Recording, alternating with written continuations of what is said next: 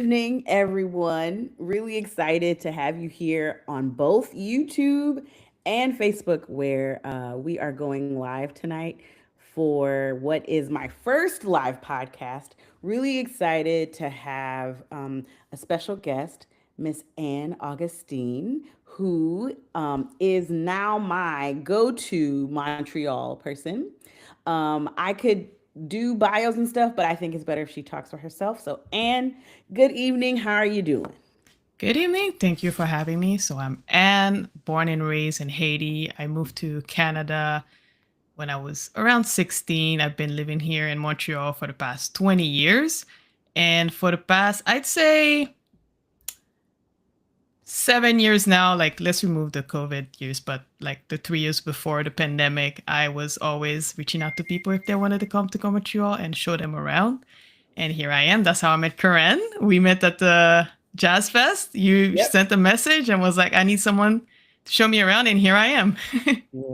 Awesome. And that's right. So we just met this past June, where I went to Montreal. And like, long story short, I'm Canadian as well. I was born in Canada, but I was raised in the States. And I've just, in general, I've always been more curious about getting more familiar with the country.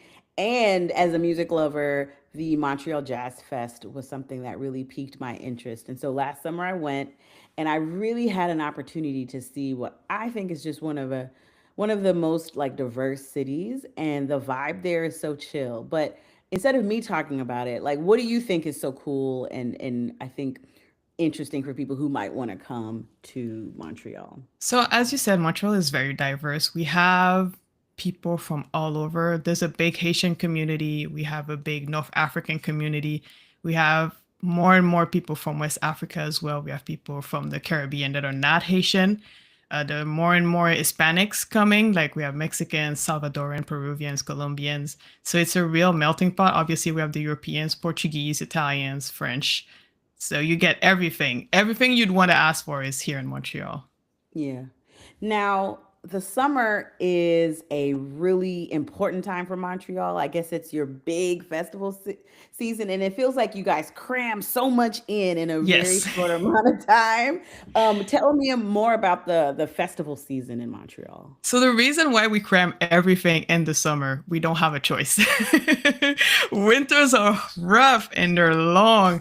Winters are usually from October to like April. Maybe we get one last flurry in May. So Mhm. really, we have June, July, August, and September-ish to party, and that's why we go all out.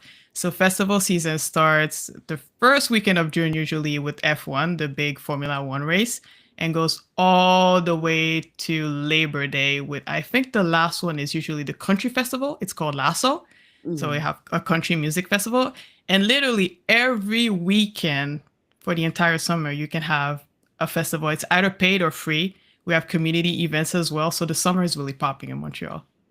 Yeah, so it's like, so either it's winter or summer, and that's those are the seasons. We have fall and spring, but it's like it's in between season because in the spring you're dealing with the melting snow. In the fall, the days are getting shorter. So yeah, summer is really where you want to be. Okay. Well, this summer, I think that's where I want to be. After coming last June and meeting you, but then falling in love with the city, I was like, "Yo, I want to bring a group. I think people should experience this here in the States for that time of the year. Some people might go to New Orleans for Essence Fest, or they might do Fourth of July things. And I thought, just thinking, with New Orleans having a French vibe and Montreal definitely being a very French, francophone city for that matter, I thought it would make a real cool option for people who hadn't yet kind of traveled to Canada in general, but then Montreal specifically. What do you think are some of the exciting things, in addition to the diversity of Montreal, that make it a really cool place to visit? So there are two things about Montreal. If you're a first timer, obviously you want to hit the big sites. So Old Montreal, the food scene and the Myland, like you want to have your bagel, you want to have your smoked sandwich, you want to have your poutine, you want to go to the botanical garden. But if it's your second time, I'd say like there's two different experiences, right? There's a first timer where you go to the sites, the museums. We have good exhibitions at the museum. And then as you want to dive deeper into the city, you can go to sports events. We also have musical events. There's like small independent artists who have their own exhibitions in private galleries. Those are usually where I go. Like I only go to the museum for like first Sunday of the month, which is no longer free. It used to be free. It's no longer free, which is sad. But usually private events are where it's at. Okay. So you talked some about the food scene. You mentioned poutine, you mentioned the Hmm. bagels, and I got to try both when I went. Tell me more about that food scene. Like as I read more, it's like, yeah, Montreal's a really good food city. So what is that all like? Best bagels in the world. Sorry, New York, you're out of there. Um,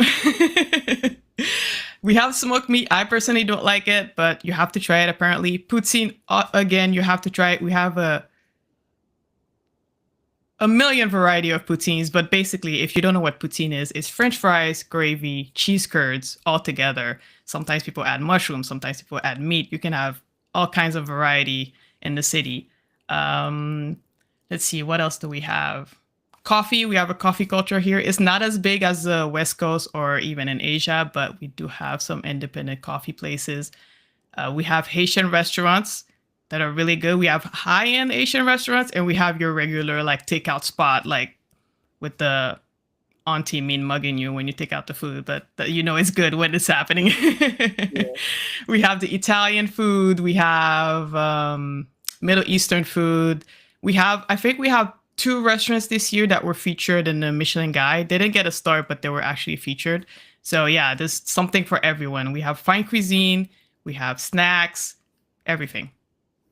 Okay, so let's talk more about this Haitian food. When I came in December, you had suggested a few spots, and there's one that I went to that I loved. Can you tell me more about that restaurant and why you suggested it? That restaurant is called Trois Pierres Un Feu, and it's up in the northish side of the city. It's not really north, but it's northish side of the city. I like it because, well, the food is excellent. It's black owned. The chef is called Paul Toussaint. This is his third restaurant in the city. He has one at Place des Arts called Camouy, which is more fusion. And then he has another one in the Time Out Market downtown called, I think it's just called Chef Paul Toussaint. Man, I don't remember the name anymore, but it's also more Haitian. The reason why I like Trois Pierre Feu is honestly is because they have the best yuca fries. Like just the fries make me take the trek all the way up there because I live more on the east side of the city. So to go up there, it is a trek and it's worth it. Yeah, I really enjoyed the dishes. It was so vibrant in there. And as someone who is Caribbean, just all the flavors were really reminiscent of what I've had, growing up with a Jamaican family. But just even, black food itself, I saw all the similarities there too. And the yuca fries were Yeah, delicious, as you suggested.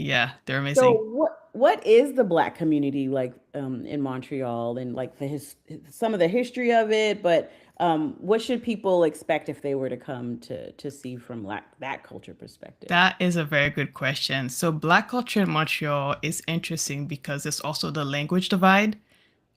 For people who don't know, Montreal is a bilingual city. And then when I say bilingual, it's really French and English. And there is a language divide geographically in the city itself.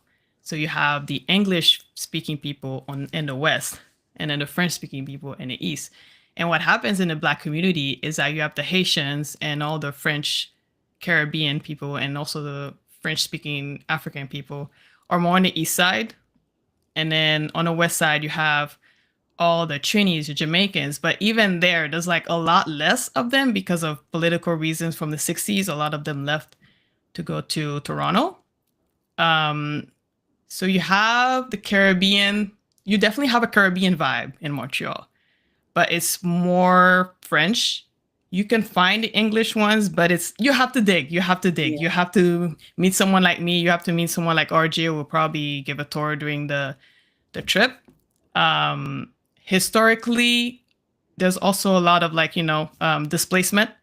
Mm. There also, one of the reasons why a lot of the Anglos had to leave is that there was a neighborhood called Little Burgundy, and what happened is that the government decided to build a highway through the neighborhood. It was majority black neighborhood, and they built a highway through it, so a lot of people had to leave, and with that comes destruction of community, and That's a part of history that I'm not the one to talk to, but RJ is definitely the one who give you the right tour for it. Can you mentioned Toronto, and I know most people when they think of Canada, if they aren't thinking of Montreal, it's either Toronto or Vancouver, but more so Toronto than any other place. What do you think the differences are between Toronto and Montreal? Interesting. I'm sorry to all people from the six listening right now, but Toronto is too. They try too hard to be like New York, and they're not New Mm, York.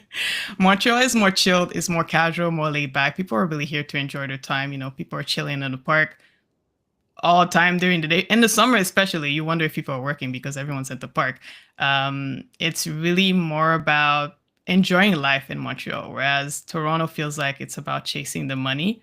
In terms mm, of community events, I feel like Toronto may have more, but the Montreal scene is growing. It's just like, again, you have to be in the know in mm-hmm. terms of the black scene, I mean.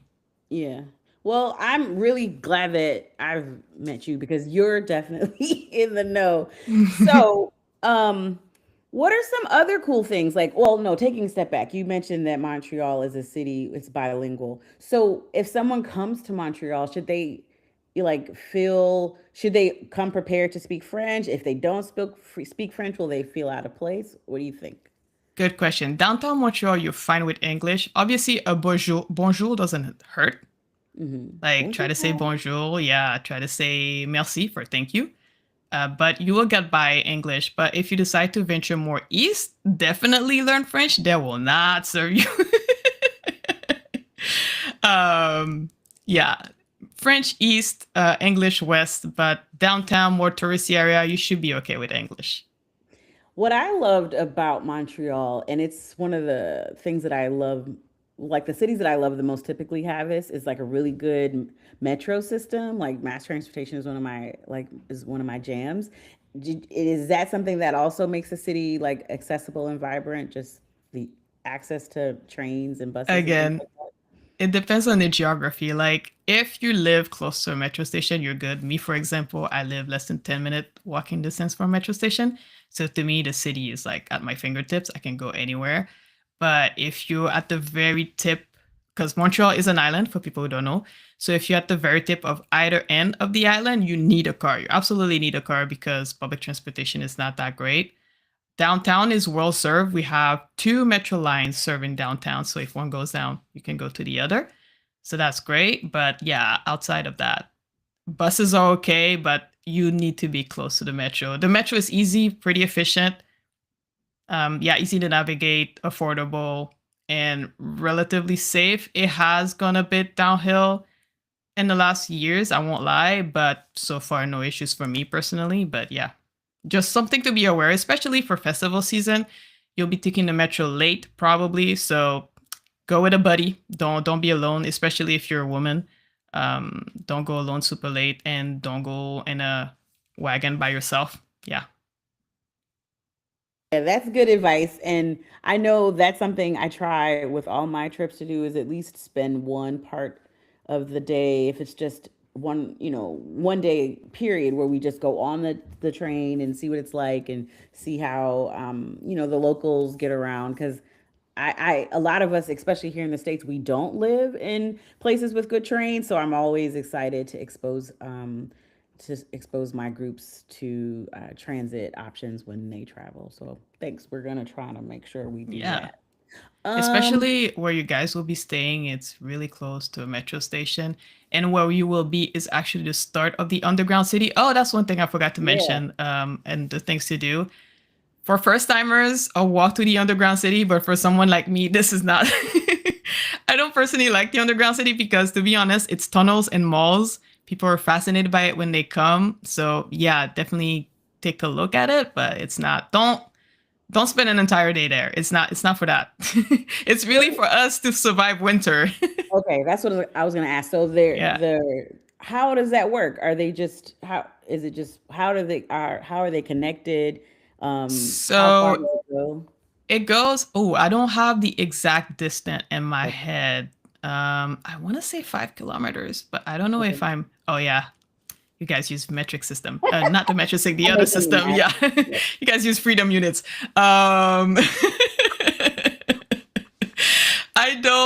I don't know the exact distance, but it's pretty long, and you can go from, let's say, in terms of metro station, Plaza Zal, you can go Hmm. from there and walk all the way to McGill, I believe. McGill, Okay. actually, even Peel Station, Okay. just underground. The reason for that is to avoid the snow in winter, really, to avoid Mm. the cold. Because since we're on an island, the cold gets into your bone. It's a very humid cold. And even when you have a coat, when it's really, really cold, it just seeps in and it hurts your body. So we have this system to stay warm, really, stay Mm. alive. That's cool. So we'll make sure to even check that out briefly. We won't spend the whole day down there, Yeah, but no. still to experience it. What is the shopping scene like? What should people expect if they want to shop in Montreal? Okay, so as you're Americans, you will have a good exchange rate. That's a good thing. The other thing is that we have 15% tax on almost everything. I'm pretty sure. And the thing is, the price that you see when you see the item on a shelf, it's before tax. So Okay. you can pick up several items, and then when you get to the register, they add the tax after. So just be aware of that because a lot of people get surprised once they get to the register. But in terms of exchange rate, it's good for you guys. Okay. Well, we'll use that to our advantage. Yeah. Yeah, Um, I know when Americans come here, like the Apple store is very popular because yeah, much better rates. I know the clothing stores also. We have Essence. I don't know if anyone knows Essence is the luxury discount store. So like you could okay. get luxury items at a discount there. So they have one store in Montreal if it's not closed, but I think it's still open. So a lot of people go there. We have all the luxury brands. So yeah. Okay. Okay. Well, we're going to make sure that our group experiences that. So we've discussed food, we've talked about Black Montreal, the old Montreal part, the downtown part, and shopping. But I wanted to just let people know, like, this is going to be one of many first conversations. This is our first conversation, but one of many that we have as we get ready for the trip.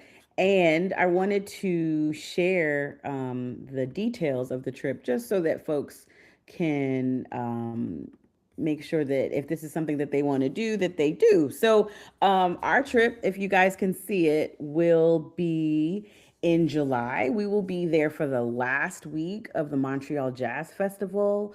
So we come in that Wednesday and we will be there until Sunday. And we are staying till Sunday because Anne has said that Montreal also has an amazing brunch scene, and we want to make sure that we have brunch be a part of that. So far, we're hoping to, we have space for 10, and four people have already committed to it. So I'm really excited that these people, one, love my trips and want to keep coming, but also excited to just venture just across the border to our neighbors up north to Canada to go to Montreal. So if this is something that you're interested in, please DM me. You can even DM Anne and she can share the information with you. But we'd love to have you on the trip. And the way that it goes, the price also includes your flight from the East Coast. That's where the majority of my friends are. You'll get your 4 nights at the hotel. Right now, it looks like we're staying at the DoubleTree downtown, which is right on top of all of the main places where the trip will be. Or I'm sorry, the Montreal Jazz Fest. And we have a really great lineup of activities, including a food tour, an opportunity to do a Black Montreal tour. And one thing I'm really excited about is going to Bota Bota, which is a spa on a boat. I've gone twice. I love it. It's a really serene, like relaxing spa experience. And it's so unique because it's on the boat. So you get all of the, beautiful and restful things of spa, but you're doing it with the water right there. And it's, I think, a really, really cool experience. So we just wanted to kind of have this first conversation, especially at the beginning of the year, to let people know what's going on. And this is, the best time to start planning so you can get on a payment plan. The cost of the whole trip is $33.80, and so again, it's your flight, your hotel. We're gonna have a welcome dinner. We're gonna have access to the Montreal Jazz Festival. There's a mix of paid and free events. So all of the free events, of course, and just kind of, still building out the itinerary, but just wanted to let you guys know what we've got cooking for July. I'm not able to see Anne, but are there any questions in any of the chats? I don't see the chat. Hold on. Give me a sec. Because I was able to load it, but I don't see it's asking me to log in. Okay. Hold on. Let me move it to another tab. Bear with us. If anyone's in the chat, please hold on for 1 second.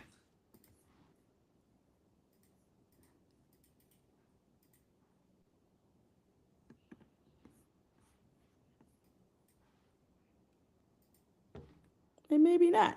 And the beauty of Yeah. this is recorded, Yeah. so we can share it, and that's the intention. We'll be sharing this with everyone on my list. We'll also be sharing this discussion with the group that have already confirmed and booked, just so that they can start thinking about how to plan ahead. I guess one question is: you said how cold it is. How hot is the hot in the summertime? Ooh, Like, good question. With global warming, it actually gets really hot. okay, Again, humidity. So it gets like you step outside and it feels like you stepped into a sauna. So it's very sticky, very how do you say that? Smothering, I think is the word. Sorry. English is my second language, by the way. Um but usually in June it's okay. It's funny I say that it gets very hot, but depending on what Mother Nature decides to do, you might need a light jacket at night. okay, Very light, okay. very light. Not thick. Don't bring like a puffer or anything. It's really like a jean jacket is fine. Yeah, yeah. Um, yeah, I think that's it. Yeah. In terms of weather, yeah, we've rarely had rain in June. If we do, it's a short like Florida style like Sprinkle. shower. You know, the ones that Mhm, last 15 minutes. mhm. Um, but yeah, that's the weather. Okay. Well, I think that's about it. We didn't want to make this too long. I think we've kind of covered a lot of what people should expect. Again, I think it's your city's cool. Montreal is Yeah. cool. And In the summer, we have to add that little asterisk. Montreal is cool in the summer. Yeah. Yeah, no, that'll be a good. That's some good marketing there. But what are some like parting words or any kind of things that you want to share with people before we wrap it up? Definitely sign up for the trip. There's a few spots left. I'm keeping an eye for any other additional events that will happen in the community. Obviously, it's still early in the year, so a lot of like DJ parties, any other exhibitions from Black artists. This is gonna come much later, so I'm keeping an eye Mhm. out. But yeah, like definitely sign up for this trip. It's gonna be awesome. Like even if you don't get to do a lot of community stuff, just Jazz Fest. Jazz Fest is a big draw. It's worth it. It's worth coming. Yeah. Okay. Well, Anne, I appreciate your time. To anyone that is watching, it looks like there's 7 people watching. Woo! Let's go. Yeah. To anyone watching, thank you for bringing yourself on over here to my Facebook or the YouTube, however you're receiving the information today. But again, this is going to be our first of many conversations. In addition to this trip to Montreal, I'm also planning a trip to another cool city, Reykjavik, Iceland, for Let's August. I don't know why. go. We're trying new things. We're trying new things in 2026. So, Again, I'd say yeah. Iceland is a great destination, so book that one too. Thank you. So, if Montreal, if the dates don't match for Montreal, we have another opportunity to hang out internationally in Reykjavik for August 26th to September 1st. So, all of this information is on my website, plansareMyLoveLanguage.com. You can also find me on Instagram at Plans Are My Love Language. Where can they find you, Anne? You can find me on Instagram, casual globetrotter, casual underscore globetrotter. Also on Facebook, casual globetrotter. And yeah, that's it. All right, y'all. Well, it is Wednesday night. You can go have the rest of your dinner or go watch your TV or whatever you're doing. Thanks to everyone for watching. But Anne, thank you for your time, and I'm really excited to continue working with you as we plan out the rest of this trip. Thank you so much. Yeah, thank you for having me on there. And yeah, we'll keep talking. All right, thanks, Anne.